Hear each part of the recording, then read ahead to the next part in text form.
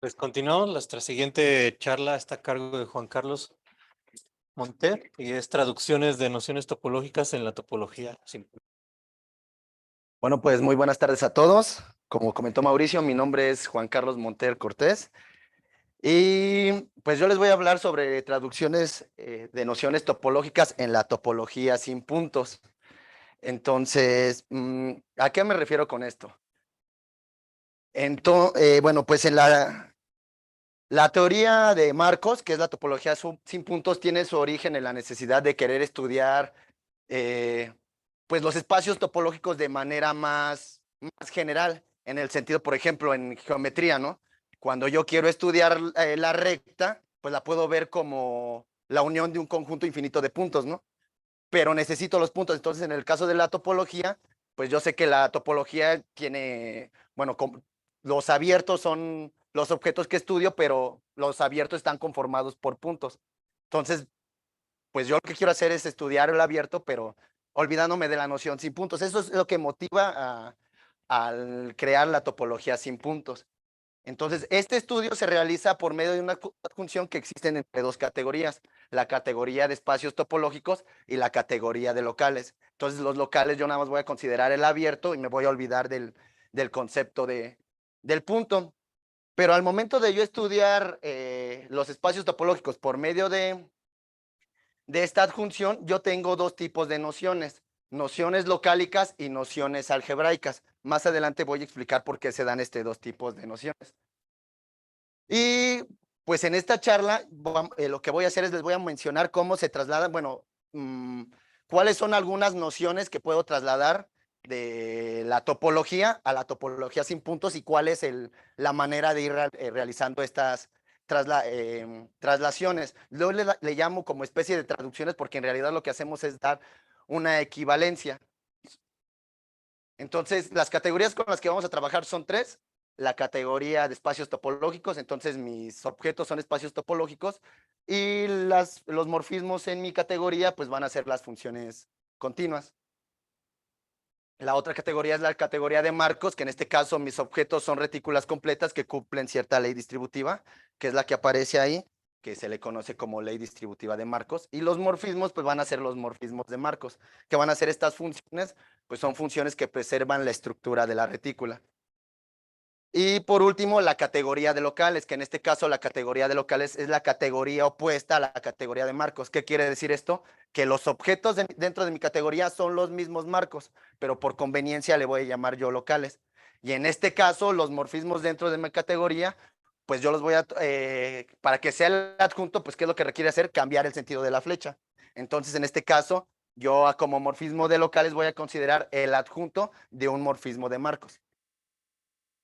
Entonces, como se menciona en el resumen de la plática, se puede demostrar que existe esta adjunción entre la categoría de espacios topológicos y la categoría de locales. Entonces, tengo dos funtores, que en este caso, que el que va de top a loc es el funtor de abierto, se le conoce de esa manera, y el funtor que va de los locales a la categoría de espacios topológicos se le conoce como el funtor de puntos. Entonces, al ser la categoría de locales la opuesta de marcos, pues tengo esta manera de trasladar mis conceptos. Yo puedo ir de espacios topológicos a locales y me da una noción geométrica, pero al ser la categoría de locales la opuesta a la de marcos, me da una noción algebraica. Entonces, la primera noción que yo voy a traducir, esta es un poquito más sencilla de ver, es la derivada de Cantor-Bendixson. Entonces, si yo tengo un espacio topológico, la derivada de Cantor-Bendixson es el conjunto que aparece ahí, ¿no? Son los puntos en ese de tal manera que ese no es un punto aislado. Pero ahora yo me quisiera preguntar qué es la derivada de Cantor-Bendixson en la categoría de marcos. Entonces, para yo definir o saber qué es la derivada de Cantor-Bendixson, pues voy a hacer uso de una operación que se le llama implicación. Una implicación es una operación binaria en una retícula que cumple pues con esa equivalencia. Si yo tengo cualesquiera tres elementos que cumplen esa condición, pues tengo una implicación. Entonces, por medio de esta operación, voy a definir una relación que se le llama relación esencialmente mayor. Entonces, si yo tomo cualesquiera dos elementos dentro del marco, un elemento A y un elemento X, yo voy a decir que X está esencialmente por arriba de A si se cumple que X esté por arriba de A y además la implicación de X con A sea igual a A. Eso es lo que debe de cumplir la relación esencialmente mayor. Y entonces, por medio de esa relación, yo defino la derivada de Cantor-Bendixson. ¿Cómo la defino? Pues va a ser un operador que va del marco A en él mismo, que al momento de evaluarlo de manera puntual, lo voy a calcular como el ínfimo de los X que están en el marco, de tal manera que A está esencialmente por abajo del elemento X. Entonces, esa es mi derivada de Cantor-Bendixson. Pero ¿para qué me sirve la derivada de Cantor-Bendixson? La derivada de Cantor-Bendixson en un marco lo que hace es construir intervalos booleanos. ¿Qué significa que yo tenga un intervalo booleano? Pues que si yo me tomo cualquier elemento dentro del intervalo, ese elemento va a tener complemento también dentro del intervalo que se está formando. Entonces, la derivada de Cantor-Bendixson forma el intervalo booleano más grande por encima del elemento A. Y entonces, pues yo quiero corroborar que efectivamente esta derivada de Cantor-Bendixson tenga relación con la derivada de Cantor-Bendixson que yo defino en los espacios topológicos. Entonces, si yo me considero un espacio topológico, considero cualquier par de conjuntos cerrados, yo voy a decir que, bueno, necesito definir algo similar a mi definición de esencialmente mayor, que en este caso para espacios topológicos yo le voy a decir que Y es una parte no esencial del cerrado X y lo voy a denotar por eso que aparece ahí. ¿Y qué va a cumplir? Pues es lo mismo, pero que en este caso como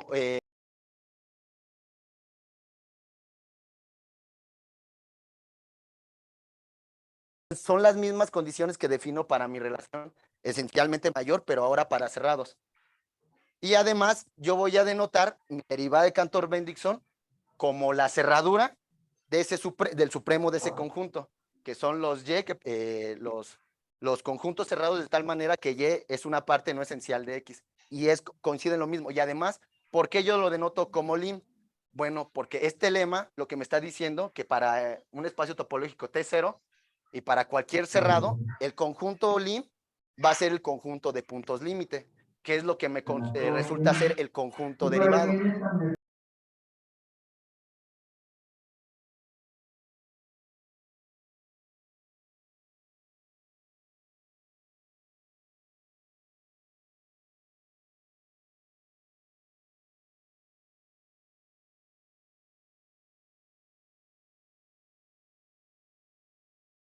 Esta sería como mi primera traducción.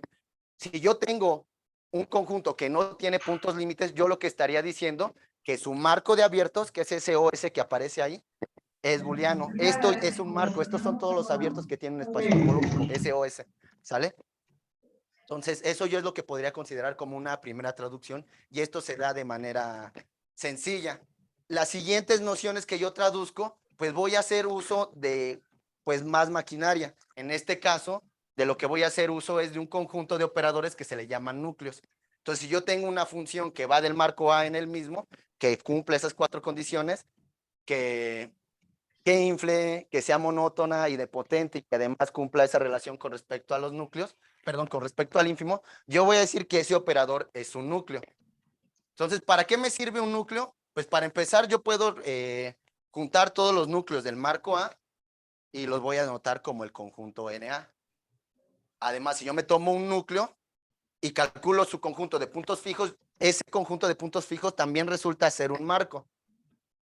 Por último, pues si A es un marco, el conjunto de todos sus núcleos también es un marco. Y de hecho, este marco es especial porque se le conoce como el ensamble del marco A. Entonces, estos núcleos me van a funcionar para seguir creando o seguir trasladando nociones topológicas. Además, otra utilidad que tienen los núcleos es que existe una correspondencia biyectiva entre los sublocales y un núcleo. De tal manera que yo cualquier sublocal lo puedo construir por medio del conjunto de puntos fijos del núcleo. Y de hecho tengo 4 familias importantes de núcleos. La primera es la de de sublocales. La primera es la de todos los sublocales. La segunda, los sublocales cerrados, que van a estar en correspondencia con uno o con un núcleo en especial, los núcleos abiertos y los sublocales abiertos y los sublocales booleanos. Entonces, ¿cómo es que se hacen estas especies de traducciones? Bueno, lo que hacemos es que hago como 3 pasos. Empiezo en espacios topológicos, me voy a la categoría de locales y de la categoría de locales paso a la categoría de marcos. En el sentido de que, por ejemplo, en la categoría de marcos, como les decía, tengo una noción algebraica y en la de locales tengo una noción geométrica. Pero, por ejemplo, si me voy a algo más específico, yo sé que en los locales el objeto se llama local y en los marcos, pues el objeto se llama marco. Ahora, quiero ejemplificarlo esto por un problema que yo trabajé en la maestría que se llama el problema de la reflexión booleana, que tiene que ver con estas cuestiones, ¿no? En la teoría de marcos yo tengo algo que se llama el ensamble y en la categoría de locales eso se traduce como disolución. En la categoría de marcos tengo algo que se llama reflexión booleana y cuando lo paso a la categoría de locales se llama correflexión booleana. Cuando estoy en la categoría de marcos tengo algo que se llama el alfaésimo, bueno, para que exista la reflexión booleana, el alfaésimo nivel del ensamble requiere ser booleano y equivalentemente lo que diría en la categoría de locales es que la alfaésima disolución es booleana. Y entonces estas traducciones yo la hago por lo que hacen Till Plewey, que es mi referencia 10, y Harold Simmons, que es lo que hacen en mi referencia 19. Entonces, como les decía, Till Plewey agarra la noción topológica y se la lleva a la categoría de locales. Pero Harold Simmons agarra la de categoría de locales y se la lleva a marcos. Entonces puedo hacer lo mismo, ¿no? De marcos a locales, de locales a espacios topológicos. Y así irme de un lado para otro. Pero, ¿para qué me sirve, no? Entonces, por ejemplo, yo sé que en espacios topológicos tengo la noción de espacio disperso. Entonces, ¿qué es que si yo tengo un espacio disperso? Pues si considero un espacio topológico ese va a ser disperso si todo subconjunto no vacío tiene un punto aislado, ¿no? Eso es lo que me dicen en topología. Pero ahora, si yo traduzco eso a la categoría de locales, me dice que un local A es disperso si cada sublocal no cerrado, cero, cada sublocal S no cerrado y cero contiene un sublocal booleano abierto y no cero. Entonces vean cómo cuando la traduzco, como que empieza a sonar un poquito más feo que lo que estaba en la noción topológica, ¿no? Pero la ventaja es que cuando la traduzco a la categoría de locales, me queda algo un poquito más bonito. ¿Qué me diría la noción algebraica? Y bueno, digo un poquito más bonito porque aparecen ahí ciertos operadores, pero demostrar las cosas en la categoría de marcos va a ser mucho más sencillo que demostrarlo en la categoría de locales. Por eso es que yo hago esas traducciones. Bueno, la anterior era de espacio, la traducción en la noción algebraica, que es en la categoría de marcos. Ahora tengo espacio denso, ¿no? En topología yo puedo también, tengo también la noción de espacio denso. ¿Qué significa? Pues que si yo tomo cualquier espacio topológico y un subconjunto del espacio topológico, yo voy a decir que este va a ser denso si solo si su cerradura coincide con todo el espacio. Eso significa que un espacio sea denso, ¿no? Pero ahora, si lo traduzco a la categoría de locales, lo que me resulta es que un sublocal S de A es denso, en A sí se cumple esa condición, bueno, están relacionados S con el sublocal denso más pequeño de esa manera. Pero ahora yo lo requiero traducir eso a la categoría de marcos.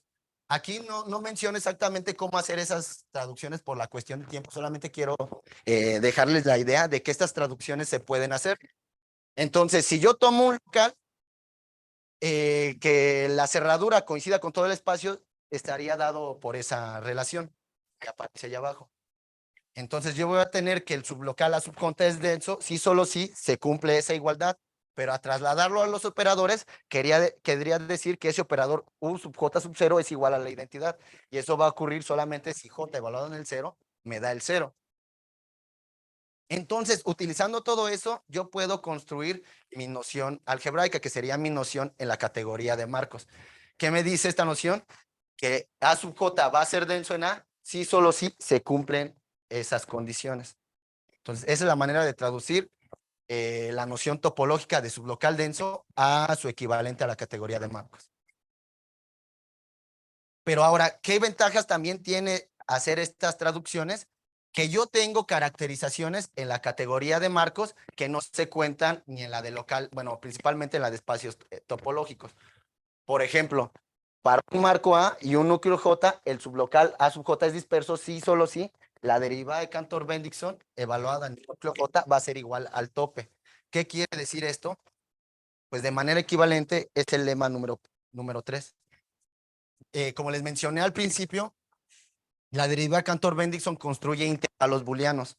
Entonces, si mi intervalo booleano es de J al tope, quiere decir que todo este marco, que lo denoto como NOS o el ensamble de los abiertos del espacio topológico, es booleano. ¿Qué quiere decir? Que todo elemento es complementado. De hecho, pues, tiene una caracterización similar a la que existe en espacios topológicos.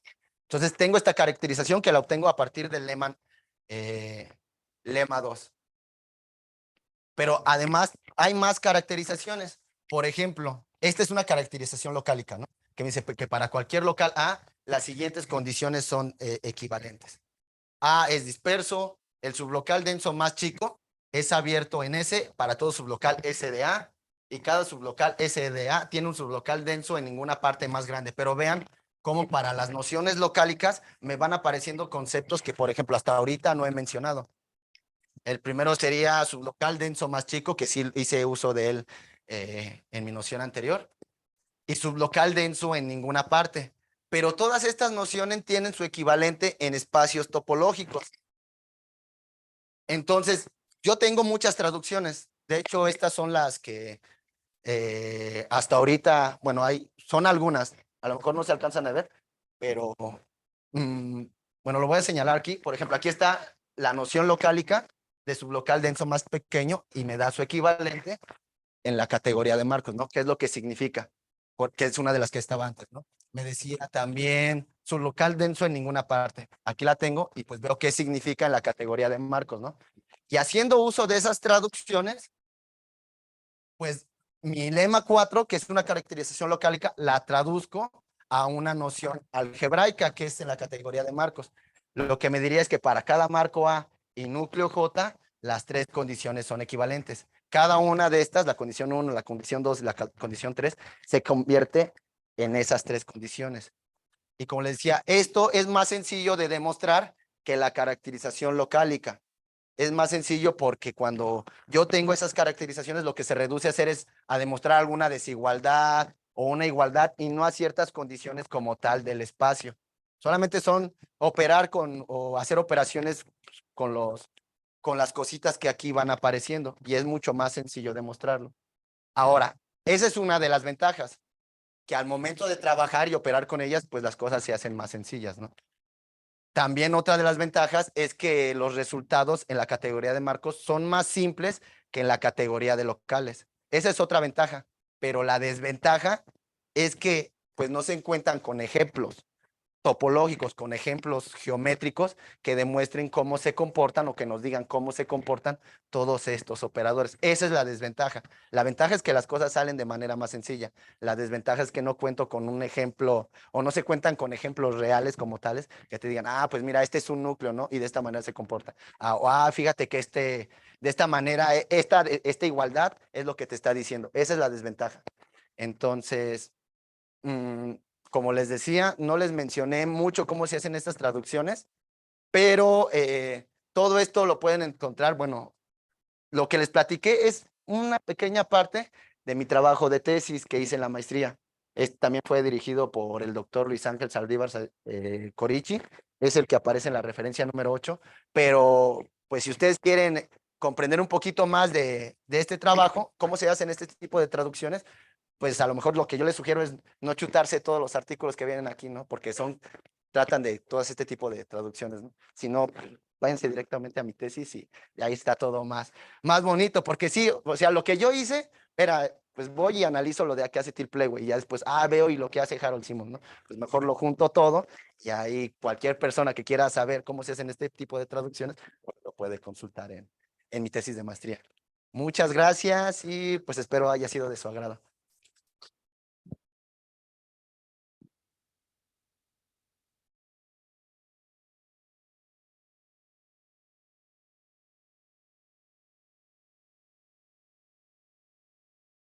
Dime, Mauricio.